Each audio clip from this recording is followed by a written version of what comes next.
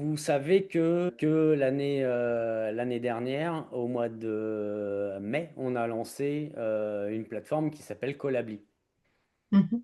Et l'idée initiale de Collably, c'était de pouvoir envoyer du business, référer des clients à d'autres agents avec lesquels on se sent en confiance et de s'assurer un suivi.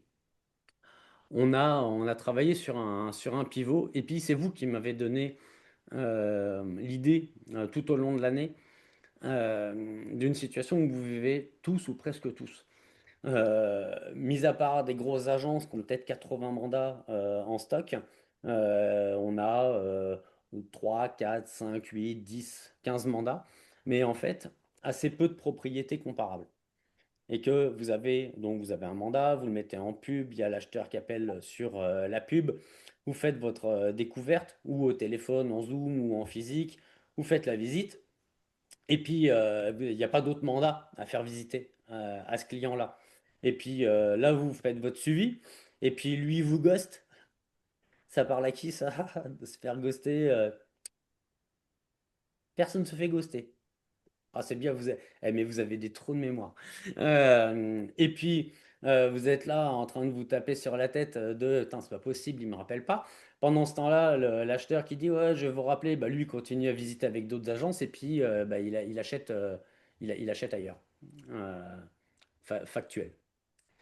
Et dans cette situation de que je travaille en mandat simple, en mandat exclu, côté vendeur, peu importe, globalement, on a un taux de transfo d'acheteurs qu'on amène sur une visite d'un sur 10, à peu près.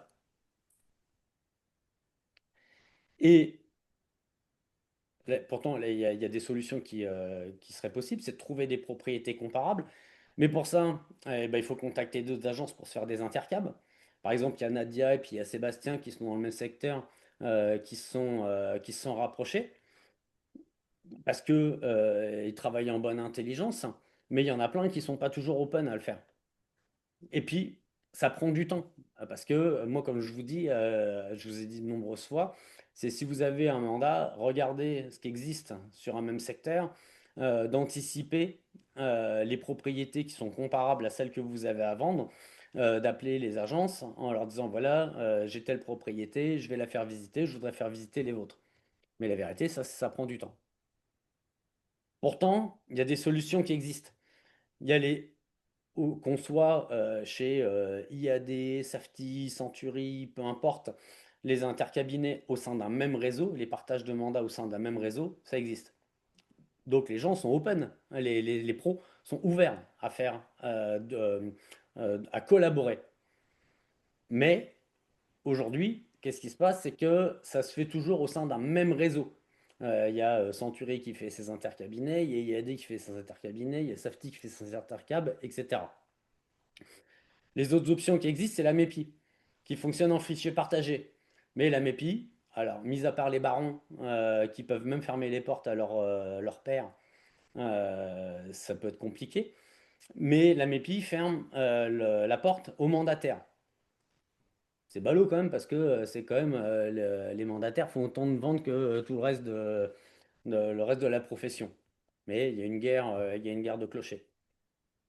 Il y a d'autres solutions aussi qui existent, c'est Intercab, Hector, mais il faut obligatoirement être lié à ce logiciel métier. Si je prends Hector par exemple, ils ont 8000 ils ont 8000 agences en France, mais il y a quand même pas loin de 100 000 détenteurs de carte T. Donc en tout cas, des solutions que j'ai pu chercher, le constat c'est que ça ferme la porte à vachement de transactions et on perd clairement de l'argent. Le... Et que pour passer d'un taux de transfo de 1 sur 10 à plus de 8 sur 10, il y en a qui le vivent, je l'ai vécu aussi, euh, il faut offrir davantage de propriétés. Et que si on a la possibilité d'offrir aux clients un plus large spectre du marché, mais surtout que, monsieur le client, on a fait la découverte, le premier rendez-vous de visite, c'est après-demain, le suivant, c'est dans 4 jours et c'est dans 6. Il y a là une vraie valeur ajoutée pour travailler en mandat de recherche.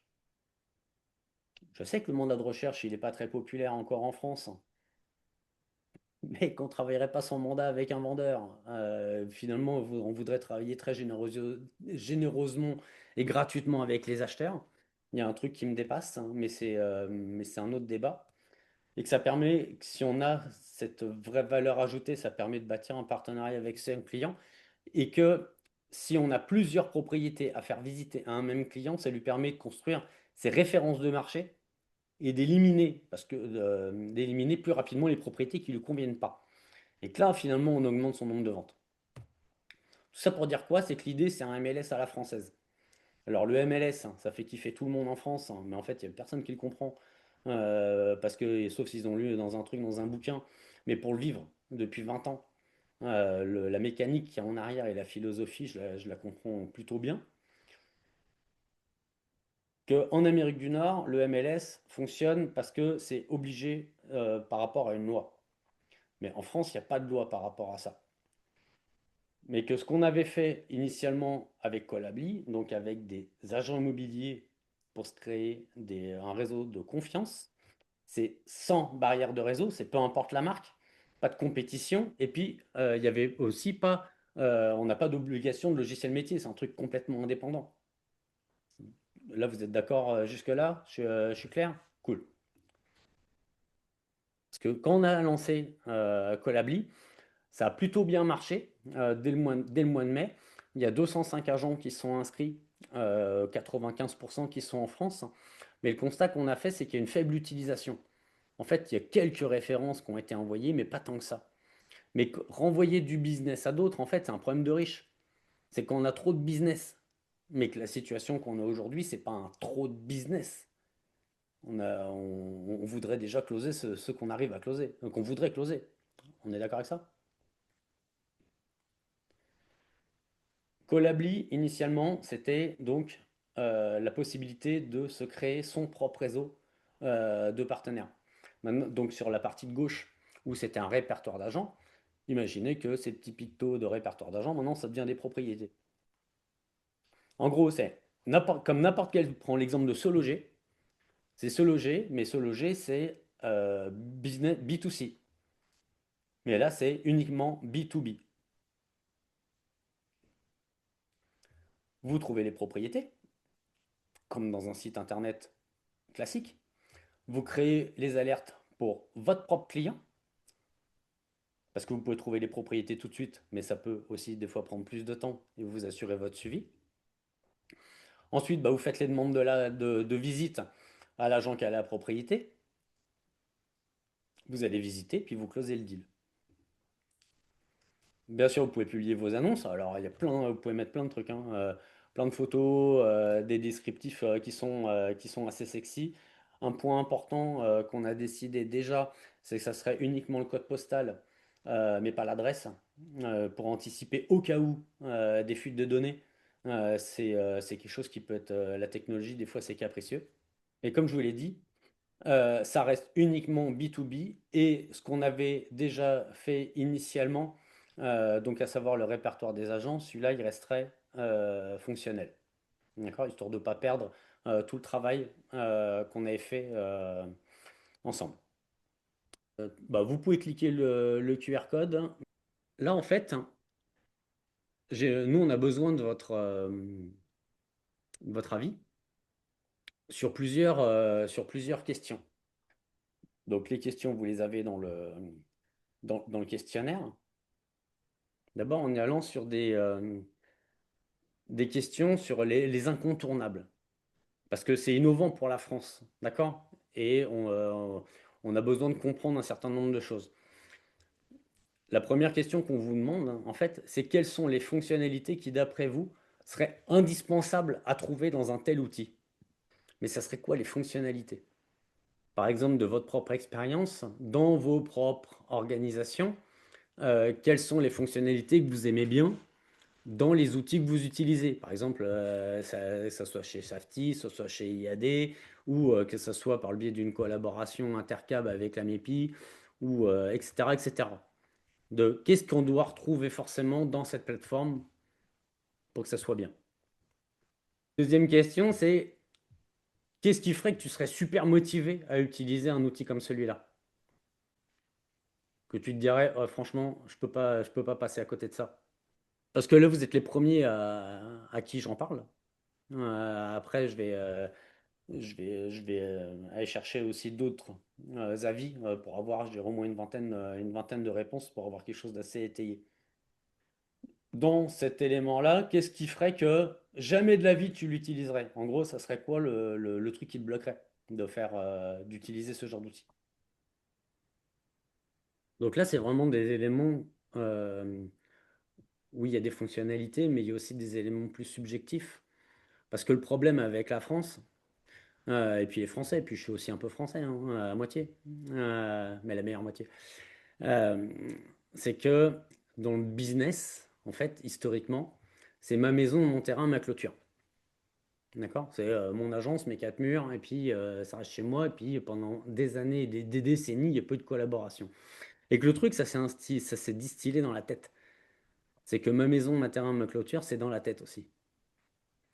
Donc clairement, ces éléments subjectifs, on en a besoin pour lancer le truc qui aura envie d'être adopté. Puis bah, s'il n'est pas adopté, moi, je ferme Colabli et puis je fais autre chose. Je continue de faire ce que je fais en coaching, quoi, mais j'arrête de passer du temps sur Colabli. Et une fois que ces éléments plus subjectifs, en fait, sont énoncés, la dernière partie de question, c'est au niveau tarif, tarif d'utilisation. Alors, on y va en mensualité.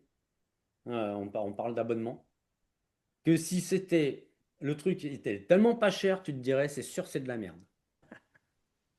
Deuxième question, c'est à quel prix mensuel vous pensez que l'achat de ce produit, l'utilisation de ce produit, c'est une bonne affaire?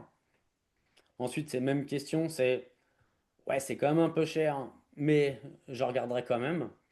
Et puis après, la dernière, c'est no way, jamais j'irai mettre ce prix-là en mensualité pour cet outil. Tout simple. Et cette technique des quatre tarifications, si à un moment donné vous avez des nouveaux produits ou des services à lancer, c'est quelque chose que je vous suggère fortement. Ça se trompe pas. Bon, je vous laisse compléter. Qu'est-ce que vous en pensez? Juste en tenant compte des situations de marché, il y a encore 2 ans, les vendeurs, ils avaient le plus gros bout du bâton.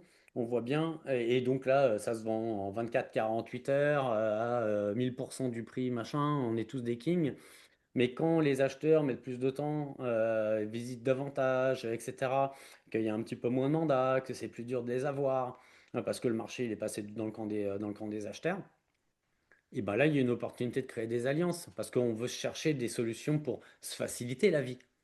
Mais quand le marché est facile, c'est pas là qu'on va chercher des alliés, c'est quand ça devient un petit peu plus dur.